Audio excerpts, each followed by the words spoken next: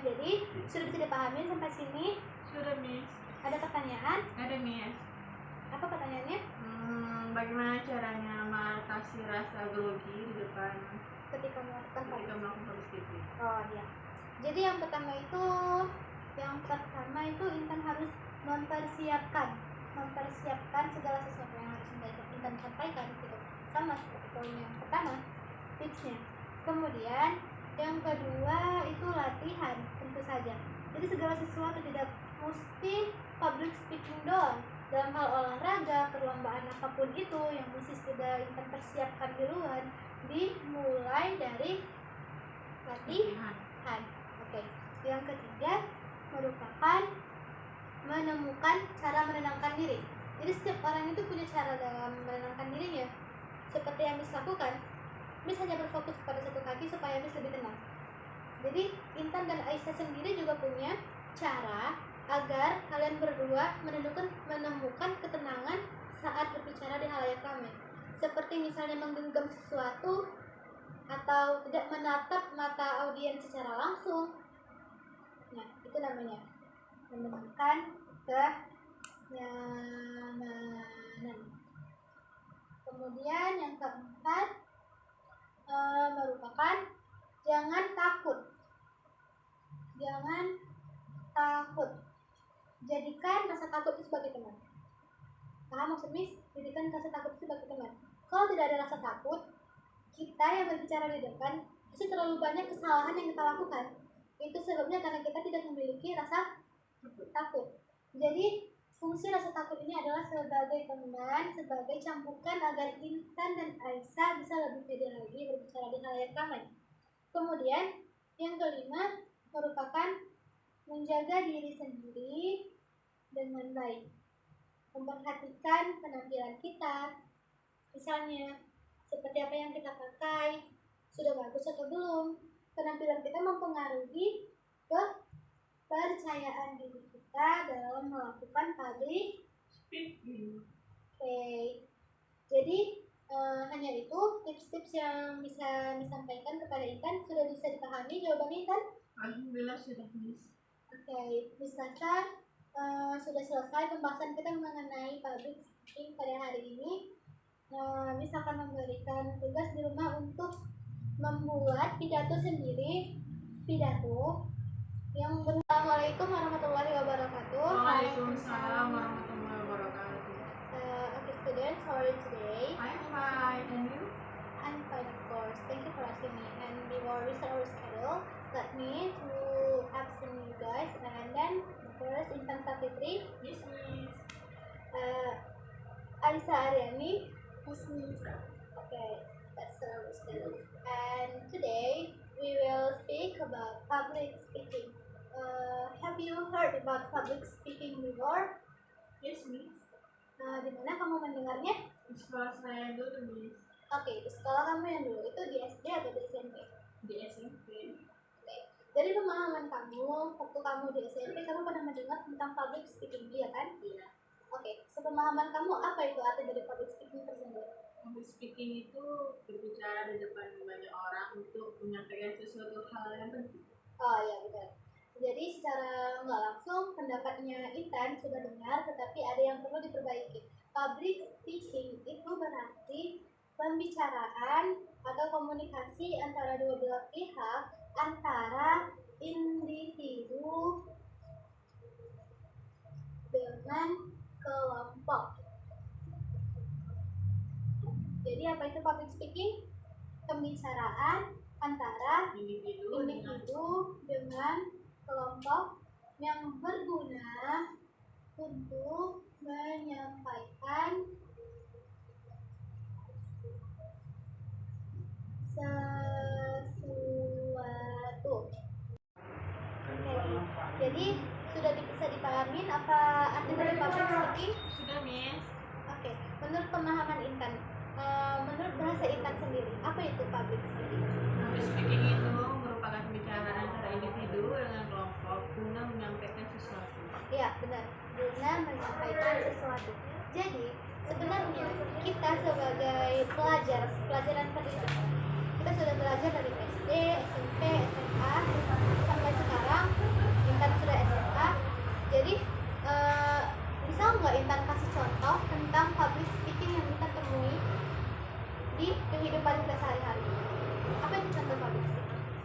berjualan.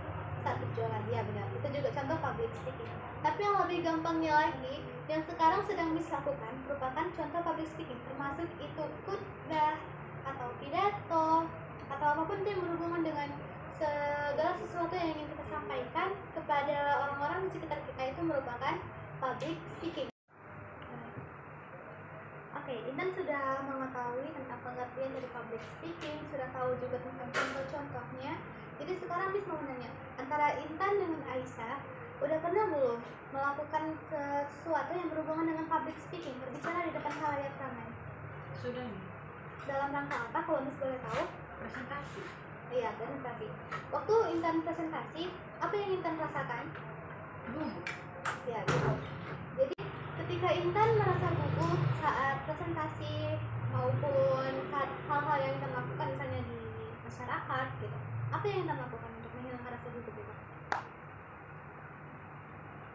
Sekarang Miss ingin memberikan tips-tips apa yang harus dilakukan ketika kita menghadapi halayak ramai atau sedang melakukan kegiatan public speaking itu sendiri. Jadi yang pertama merupakan berbicara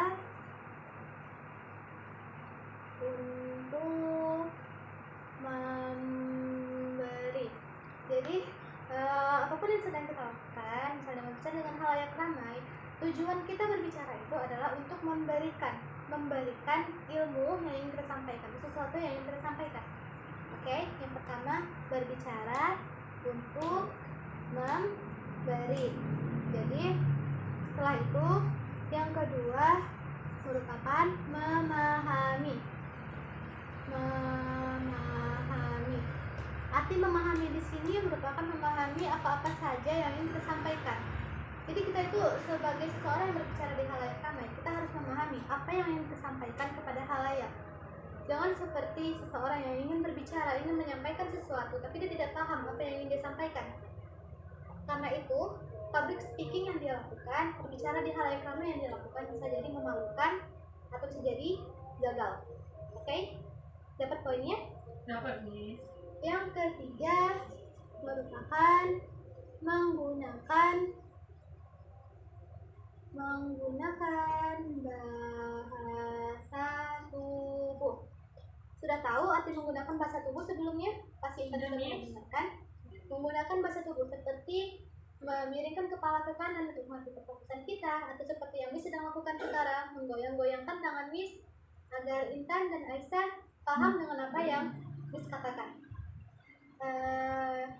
Tetapi gerakan dan ekspresi wajah juga harus diperhatikan, bukan asal-asal bergerak kayak senam kayak gitu. Jadinya yang orang lihat dari kita itu kayak apaan gitu. Paham kan maksud Miss? Jadi yang keempat merupakan berinteraksi. Bisa dipahamin arti berinteraksi di sini? Belum paham maksudnya. Jadi berinteraksi, kita garis bawahi. Arti dari kata berinteraksi itu merupakan berhubungan secara langsung, berinteraksi. Seperti Intan dan Miss yang lakukan sekarang adalah merupakan PD. Sudah paham dari PD? Sudah pasti ya? Karena Intan dan Aisyah merupakan anak muda, jadi sudah tahu kepanjangannya merupakan percaya diri. Jadi sudah pasti ya anak-anak Miss sekalian bisa melatih kepercayaan dirinya mulai dari sekarang. Jadi nanti waktu sudah kuliah, Intan bisa lebih percaya diri lagi mempresentasikan hasil diskusi kalian dengan anggota kelompok Intan, atau bahkan di dunia pekerjaan bisa lebih leluasa atau sudah tidak grogi lagi menghadapi pelanggan atau apalah itu di pekerjaan Intan nanti misalnya. Baiklah, dari sini ada yang mau dipertanyakan? Enggak ada, Miss, sudah jelas semua. And the sixth one is seni dalam berbicara. Jadi kita tuh harus menambahkan seni dalam berbicara. Nah, itu sudah paham maksudnya Miss? Seni dalam berbicara. Sebelumnya Miss sudah melakukan ini saat berbicara dengan kalian. Di poin Yang kelima, Miss memahami perbedaan antara Intan dengan Aisyah. Keduanya dari Intan yang bisa dibilang aktif dalam merespon perkataan Miss, sedangkan Aisyah lebih ke melihat, memperhatikan gitu. Itu poin yang keenam. Kemudian yang terakhir, yang ketujuh, yang paling simpel merupakan PD. Sudah pasti Percaya paham diri. ya? Ya, percaya diri. Untuk anak-anak muda seperti Intan dan Aisyah yang sudah mengenal aplikasi TikTok